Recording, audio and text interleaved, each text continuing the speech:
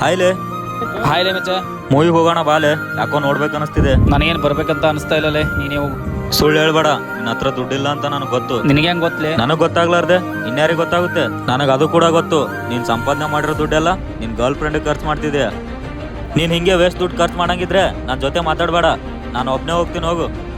ಲೇ ಏನಣ್ಣ ನಿಮ್ಮ ಫ್ರೆಂಡ್ ಈ ಥರ ಇದ್ದಾನೆ, ಬಿಟ್ಟೋಗ್ತಾ ಇದ್ದಾನೆ? ಲೇ ಅವ್ನು ಅಂತವನಲ್ಲ ಲೇ, ನಾನು ಬಿಟ್ಟು ಒಂದು ಟೀ ಕೂಡ ಕುಡಿಯಲ್ಲ ಅಂಥದ್ರಲ್ಲಿ ನಾನು ಬಿಟ್ಟು ಹೋಗ್ತಾನ. ಏನು ಅರ್ಥ ಆಗ್ಲಿಲ್ವಾ? ಇವಾಗ ನಾನು 3 ಅಣಸರಲ್ಲಿ ಕರಿತಾ ನೋಡು. 1 2. ಲೇ ನೀನು ಕೂಡ ಟಿಕೆಟ್ ಬುಕ್ ಮಾಡಿದ್ದೀನಿ. ನೀನಿಲ್ಲ ಅಂದರೆ ನನಗೆ ಮೂವಿ ನೋಡೋ ಇಂಟ್ರೆಸ್ಟ್ ಕೂಡ ಬರಲ್ಲ. ಬಾಲೆ ಹೋಗೋಣ. ಅವಸರಕ್ಕೆ ಯೂಸ್ ಮಾಡ್ಕೋ ಫ್ರೆಂಡು, ತುಂಬ ಜನ ಇದಾರ್ಲಿ. ಆದರೆ ಇವ್ನು ನನ್ನ ಜೊತೆ ಯಾವಾಗಲೂ ಇರ್ತಾನಲೇ, ಅದು ಕಷ್ಟನೇ ಇರಲಿ ಸುಖನೇ ಇರಲಿ.